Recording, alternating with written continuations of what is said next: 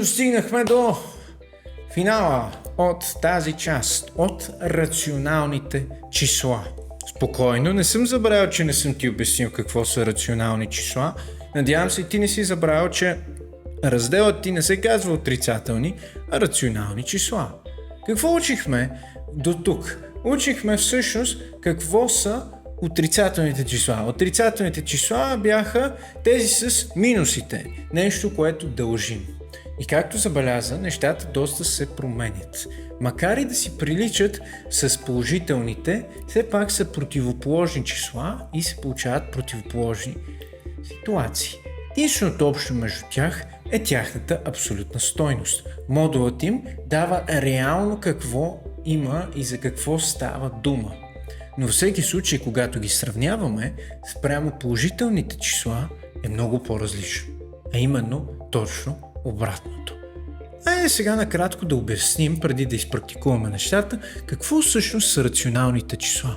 Рационалните числа идва от ratio, или на английски ratio, идва мисля от латински, което е отношение.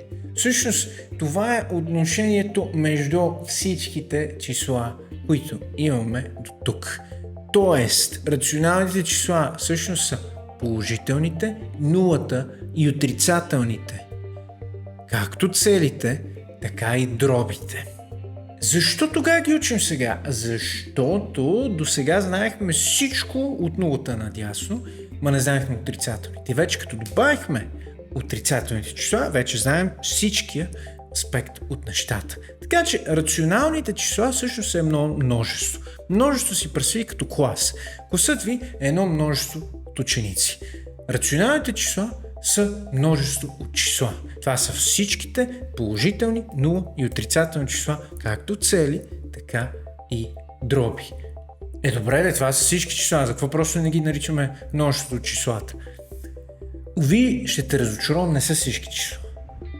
Как така? Как не са всичките? Спокойно. Ще трябва да го мислиш това. Мисля, че чак 8 клас, да. Така че има време. Тогава ще си говорим каква е реалността, така че има време. Спокойно. Ще стигнем и до там. Но сега да схванем рационалните числа. Айде сега да упражним малко нещата. Едно бързо бонус ще да ти покажа, ако си се чудил как се отбелязват множествата. Ето така се отбелязва множеството на рационалните числа. И това не е да съм си допълнил Q-то. Q-то е нарочно с две линейки. Ако ти е интересно какви са тези множества и защо се пишат така, напиши ми коментар и ще направя специално видео за всичките множества, които се учат. Съответно, всеки клас може да се види какво става дума. Говорим за естествените числа, за целите числа, за рационалните числа и даже за следващите няколко типове. Ако ти е интересно, напиши ми и с удоволствие ще го снимам в следващите дни.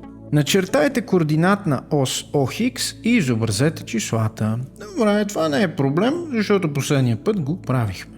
С разликата, че трябва вече да имаме една координатна ос. Ето тук ще сложа нулата. Добре. То всъщност първото число е 0. Ето, готово. Супер. Нулата е готова. Минус 2,5. Добре, ама сега през колко да скачаме, като не ми е начертано? Колкото си прецениш. Това е хубавото, като трябва да се начертае ти, че може да си прецениш през 1, през 2, през 3. Може да съвете през 2, за да, ако са дроби, да може лесно да го цепиш. Така че, ето тук, сега малко ще мръдна нуличката да е баш на линейката и вече какво е? Минус 2,5. 1, 2, това е минус 1 и още половинка, т.е. до тук е 3, между тях ето го минус 2,5. Следващото 7,1. Добре, да видим дали ще ми стигне място. 1, 2, 3, 4, няма нищо, 5, 6, 7,1, т.е. съвсем до него, ето тук 7,1. Какво правя, ако не ми стига така място? Ще трябва да си доначертаеш, ако можеш стриваш, защото ти със сигурност ползваш молив, за да чертаеш това линика, нали? Ако не, айде ходи сега, взимай тетрадката, взимай химикалката и моливчето и чертожите инструменти и ги решаваш преди мен, нали така? Айде. Между другото, ако се чуеш добре да трябва ли е преписано задачите и това не е спокойно, виж линка в коментарите ми, качил съм ги изцяло са за теб задачките без да съм ги решавал, все пак в това видео ги решавам. Така че във всеки един път, когато решаваме, ги има качени отдолу. Моля те, чувствай се свободен да ги погледнеш. Следващото число минус 0,7. Добре, това не е чак до минус 1, но е повече от половинката, ако забравяш, защото и 7. Добре, някъде ето тук ще го сложа. Минус 0,7. Добре. И 1,1. Тоест, отивам до 1 и съвсем до него малко 1,1. Ето ги. 1, 2, 3, 4, 5 числа и 1, 2, 3, 4, 5 числа. Всичко точно. Следващата задачка. Имаме оста Хикс. Изобразете първите 3 числа от 9-та задача, както и техните противоположни числа. Добре. Гледай сега какъв трик ще направя аз. Сега ще използваме модерната технология. Айде сега взимаме го това. Буп. И изведнъж аз си го мърдаме това всичкото, както се получи. И да, ако се чудиш ти сега няма как да го вземеш, да го изтриеш и да го сложиш и трябва да го начертаеш наново. Добре, начертали сме го. Първите 3 числа са 0, минус 2,5 и 7,1. Тоест тези изчезват. Супер. И сега ще трябва да си направим противоположните числа. В този случай, нека да видим сега. Кое е противоположното 0? 0. Браво! Готови сме с нулата. Второто, минус 2,5. Кое е противоположното? Махаме минусчето. 2,5. Добре. Тоест, тук ще си имаме нулата и обратното. До тук 1, 2 и половинка. 2,5. Ето ги първите. Това 7,1. Пак ще трябва да го бутаме наляво. Айде сега. 1, 2, 3, 4, 5. Кофти. Така е с кармата. Една секунда. 1, 2, 3, 4, 5, 6 и... как точно? И 7, само че съвсем малко след седмицата ще бъде минус 7,1, като го допълним. Ето до тук да е 7 и минус 7,1 е точно тук и кармата не ме достигна. И всичко точно. Надявам се да стана ясно това, но като цяло да. Чисто чертожно това не е проблем, идеята е да го схванем. Следваща задачка. Пресметнете. Добре, сега вече започваме с знаците. Какво беше? Броим броя минуси и четен брой плюс, нечетен минус. 1, 2 минуса прави плюс 7. Минус и плюс. Плюсовете какво бяха? Нас не ни дремат. Тоест остава едно минусче, минус 11. В точка. Плюс 17. Добре да е, но колкото и да не го игнорираме, това са много плюсове. Да. Съгласен съм. Хвана ли намека ми? Дали ще кажа съгласен съм или да, съгласен съм, едно и също. Али? Ото, другото подкрепя, т.е. не променя нещата. И гъпа точка. Минус 2,2. Ако се чуди, защо тук има два броя скоби, това е нарочно съм го сложил, за да осъзнаеш, че всъщност няма разлика. Всъщност, дали съм написал така или ето така, няма никаква разлика. Във всеки случай, броя минуси е 2, т.е. излиза 2,2. Следващата задачка. Намерете модул Хикс, ако Хикс е всичките тези стойности. Какво беше сега? Тук ни интересува каква стойност може да се получи, т.е. кой на кого дължи, не сме сигурни, или ще има, или ще дължи. В този случай модул от Хикс е 1,7. Т.е. аз сега не знам, или някой дължи евро 70, или някой има евро 70.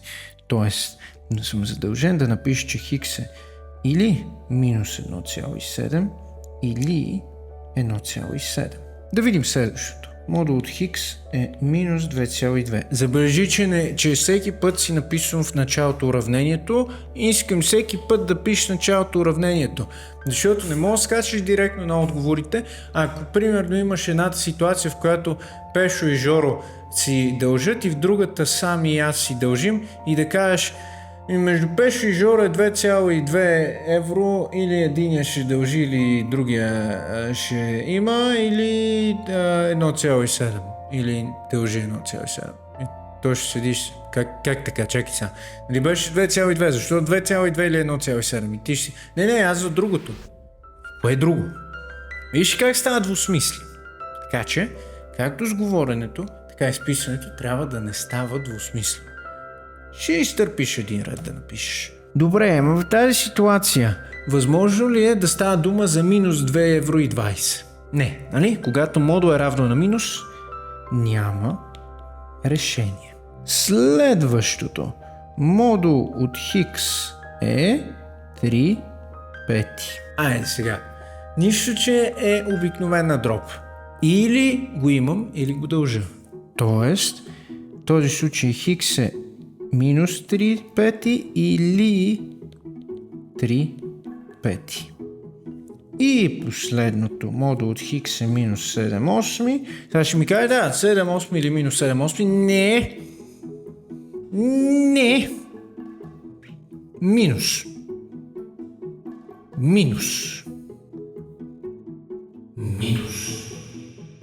Няма решение. Супер! Готови сме за тази задачка. Айде да видим следващата задачка. Дадени са числата минус 7,1, 9,3, минус 111 111, минус 1 и 0,17. Запишете тези от тях, които са по-малки от 9. Когато имаме такава ситуация, имаме два начина, по които мога да го направим. Може едно по едно да ги сравняваме, или може всичките да ги плокнем на числовата ос, включително и деветката, и да видим всичко, което е по-малко, т.е. наляво. И двата начина са правилни, така че ще ти покажа и двата. Който ти е по-лесен, този ползва. Толкова по-добре. Сега, първо казахме, че може да ги сравняваме. Почваме едно по едно. Минус 7,1 и 9. Тук минус и плюс е лесно, естествено не искаме да дължим. 9 е по-голям. После имаме 9,3 и 9. В случая предпочитаме 9 и нещо, отколкото 9. То е всъщност минус 111,111. Добре. И 9. В този случай, макар и да е по-голямо числото, предпочитаме да не дължим да имаме. Тоест девятката е по-голямо. Минус 1 и 9. В случая предпочитаме да имаме и 0,17 и 9 предпочитаме пак да имаме повече. Тоест, всичките, които са по-малки, по-малкото така, сега си ги оградим. Това и това. Тоест само 9,3 не става. Втори начин. Правя си числовата ос. Сега слагам деветката. Почвам първо с минус 7,1. Минус 7,1 ще бъде някъде ето тук. 9,3 някъде ето тук. Минус 111 ще бъде някъде ето тук. Минус 1, кое това е нулата, ще бъде ето тук. И 0,17 някъде ето тук. И сега забележи колко визуално се личи. Всичко наляво от 9 беше по-малко. Тоест това, което нас ни интересува е ето този район тук. Даже и до тук. Тоест това са кои числа? Това. 1, 2, 3, 4. 1, 2, 3, 4 и в двата случая с 4 числа, а именно това са числата минус 7,1, минус 111,111, минус 1 и 0,17. Забележи как си ги записах накрая като отговор. Искам и ти така да пишеш, за да разбира проверящия, че си го разбрал. И не е нужно и по двата начина да го пишеш. Радвам се, че ти си ги записал и двата начина. Това е за да си избереш и да разбереш по-добре. Избери си някой. Аз препоръчвам... Кое препоръчвам? По-добре първия, защото виж това с минус 111 много те праща надалеч. И втория. И двата са супер. Така че отговорът е този. Изобразете върху числовата ос числата. Добре, такава решавахме. Каква беше идеята? Числова ос, започваме едно по едно, слагаме го спрямо ситуацията. Ето ни е числовата ос. И слагам нулата, ето тук. И сега, какво обикновено те съветвах? Съветвахте да слагаш единицата през 2. Обаче, много е важно да погледнеш числата, с които ще работиш. Забележи сега, че всички числа са дроби. Добре, има ли смисъл да го направя през 1, като очевидно това между 0 и 1 или между 1 и 2, минус 1 и минус 2 ще бъде важно. Така че аз сега забелязвам, че всички числа са кратни на 2 и на 5. Тоест, при това нямаме смесени числа, аз ще направя размера между 0 и 1 да е 10 квадратчета. Ползвай този трик, когато решаваш задачките и ще видиш колко много по-лесно ще ти стига мястото. Ако това е твърде много и нямаш 10 квадратчета, малко по-малко, тогава на 5. Ето я единицата. И 1, 2, 3, 4, 5, 6, 7, 8, 9, 10. Ето я минус единицата. Чай малко, ние винаги ли сме могли да слагаме така?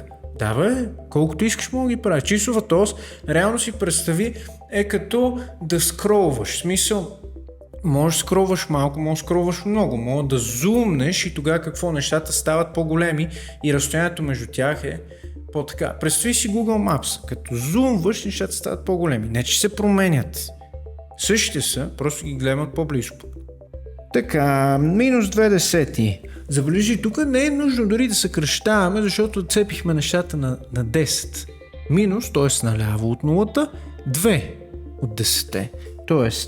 1, 2, ето го, минус 2 десети. А ако съкратим, колко беше това? Точно така, минус 1 пета. Но записваме минус 2 десети, защото това ни е дадено. Нищо, че не е съкратено. Казали са ни някакъв вид на числата, които трябва да запишем. Освен, ако не е специално напишено, упростете числата и ги запишете. Тогава трябва. 1 десета. По същата логика едно надясно. Ето го. 1 десета. 0. Ето е нулата. 5 десети. Добре, 1, 2, 3, 4, 5 десети. 1 пета. Това е малко, сега не го нацелихме, защото тук са през 10. Сега как да разбера колко да скокта? Разшири малко, бе. Колко още му трябва да стане 10? И не ми кажа още 5. Все пак, като правим разширяване е умножение. 5 по колко е 10? По 2. Супер. Разширяваме с 2, става 2 десети. Тоест, 1, 2, не записвам 2 десети, записвам оригиналния формат. 1 пета. И минус 1 втора. Айде сега по същия начин, паузирай видеото и пробвай сам да сложиш къде ще бъде. Добре, какво правим? Първо разширяваме. Разширяваме с 5. Нали? 2 по 5 е 10. Тоест като разширим с 5 става минус 5 десети. Добре. Ето ти тук трик. Не е нужно от нулата да почваме. Виж, че тук имаме вече 2. 3, 4, 5. Браво, ако си го направил. Много добре. И с това попражнихме нещата, преговорихме, пък даже изхванахме рационалните числа. Надявам се, че вече се чувстваш по-сигурен в знанията си. Защото едно е да можем да си говорим за числата, ама какво казахме сега? Може да дължа евро на Жоро, а може да дължа 3 евро на Пешо. Крайна сметка колко дължа? С отрицателните числа събирането и изваждането си остава. И затова започваме си говорим още следващия път. Абонирай се за това и всичките задачи и неща, които сме решавали, както винаги са долу в коментарите, така че чувствай се свободно да ги погледнеш.